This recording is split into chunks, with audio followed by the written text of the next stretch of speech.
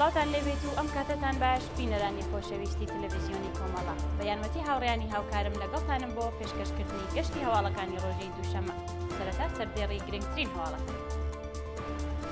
کۆبوونەوەی خانشینکراوانی مخابرات لە کوردستان، دەست بەسەرکرانی 4 هاوڵاتی کورد لە شارەکانی سنە و ورمێ، کاردانەوەی توندی بنەماڵەی گیانبەخکرد و ژینا ئەمینی دژ بە وتەکانی نوێنەری مەلایر، بەردەوامی دەست بەسەرکران و ناڕوونی چارەنووسی هاوڵاتیەک لە ورمێ و سەپاندنی زیاتر لە 77 ساڵ زیندان بەسەر 16 هاوڵاتی خەڵکی مەهاباد.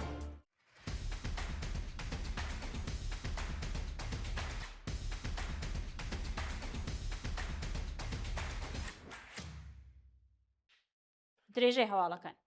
کۆبوونەوەی خانشینکراوانی مخابرات لە کوردستان ڕۆژی دووشەممە 26 گەلاوێژی 1405 هەتاوی خانشینکراوانی مخابرات لە پارێزگای سنا دژ بە خراپی دۆخی ژیان و مەعیشەتیان کۆبوونەوە.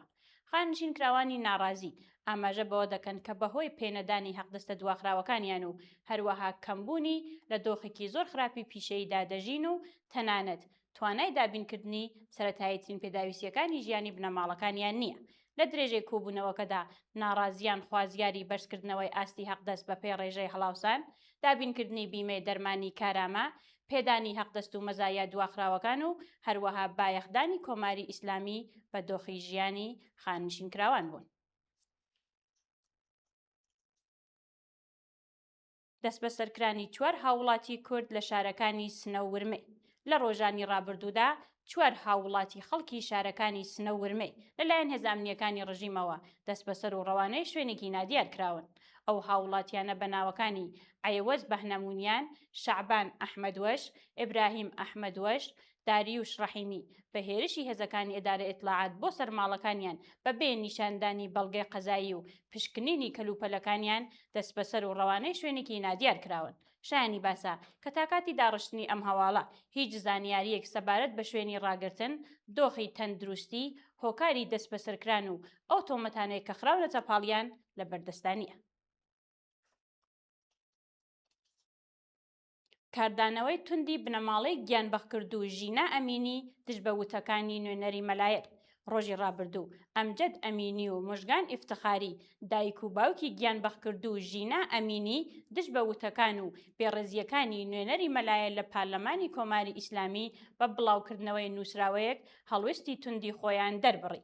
بە پێی دوایین راپۆرتەکان باوکو دایکی ئەو گیانبەخکردووە ئاماژەیان بەوە کردووە کە کچەکەیان هاوکات لەگەڵ ئەوەی کە لە تەمەنێکی کەمدا بەهۆی توندوتیژی هێزە جەنایەتکارەکانی ڕژیمەوە گیانی بەخت کرد، بەڵام بووە هێمایەک بۆ ئازادی خەڵکی کوردستان و ئێران.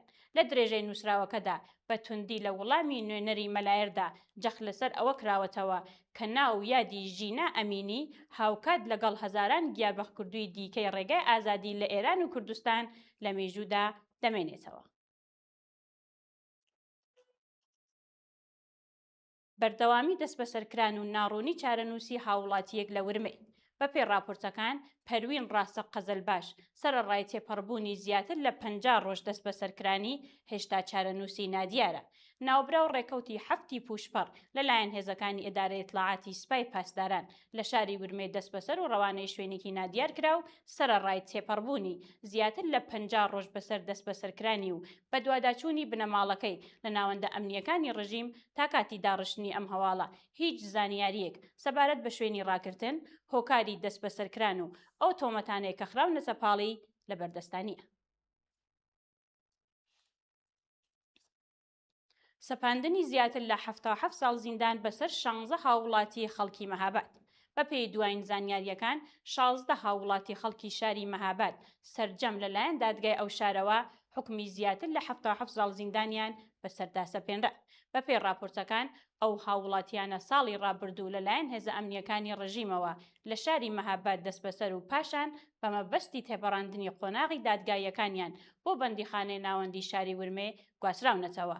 ئەو کەسانە لەلایەن دادگای انقلابی مەهابادەوە بە سەرۆکایەتی ئەحەد سیامی بە تۆمەتی ئەندامەتی حیزبەکانی ڕۆژهەڵات، تەبلیغ دژ بە ڕژیم و چالاکی لە تۆڕە کۆمەڵایەتیەکان لە بەرژەوەندی حیزبەکانی ڕۆژهەڵات سەرجەم حکمی زیاتر لە 77 ساڵ زیندانیان بەسەردا سەپێنرا.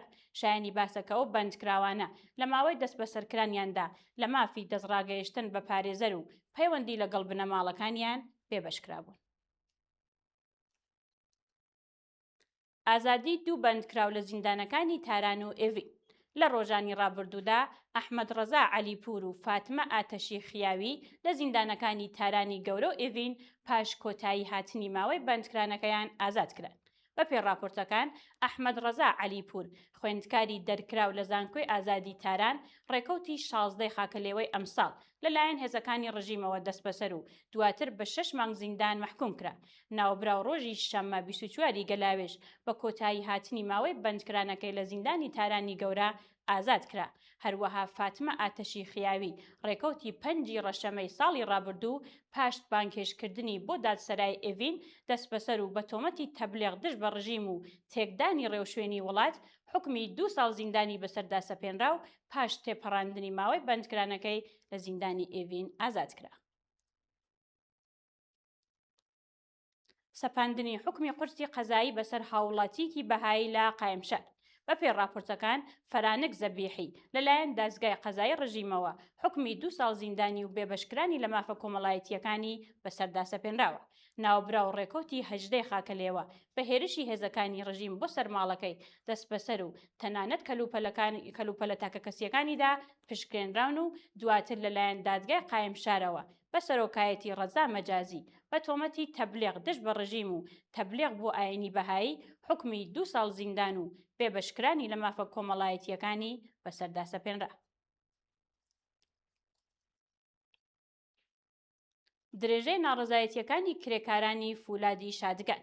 بە پێی دوای زانیاریەکان کرێکارانی لەسەر کاردەرکراوی فولادی شادگان سەرەڕای هەموو گوشارەکانی ناوەندە ئەمنیەکانی کۆماری ئیسلامی درێژە بە ناڕەزایەتیەکانیان دەدەن.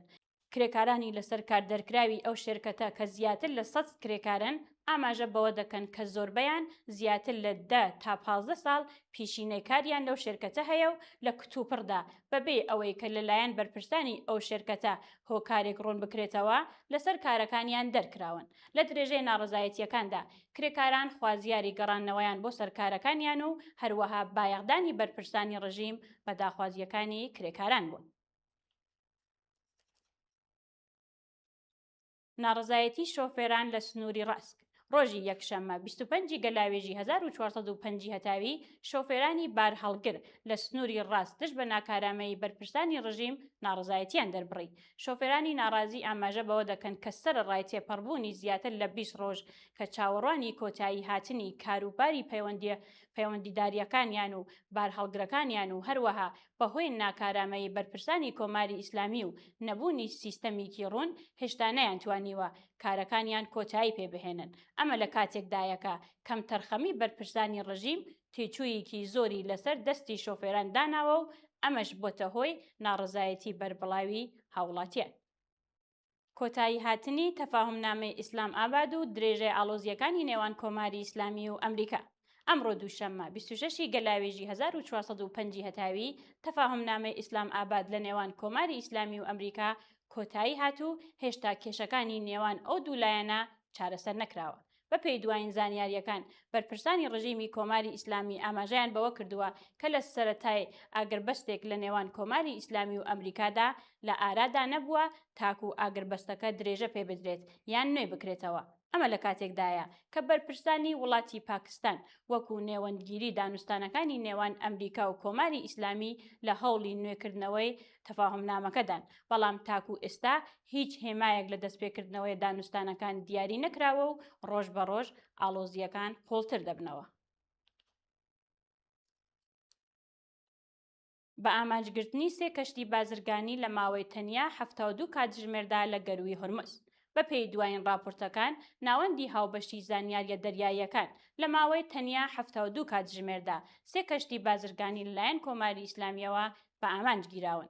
بەپێی دوایین زانیاریەکان لە ڕۆژانی 14 و 15 ئاگۆستا سەرەتا 2 کەشتی بازرگانی لە کاتی دەرچوون لە گەروی هۆرموزەوە بە چەندین موشک و پەهبادی ئینتحاری بە ئامانجگیراون و زیانیان بەرکەوتووە.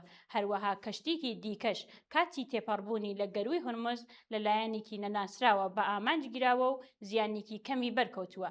لە درێژەی راپۆرتەکاندا ئاماژە بەوەکراوە کە لەم ڕووداوانەدا زیانی گیانی بەر پرسنۆلی کەشتیەکان نەکەوتووە و لە سەلامەتدان.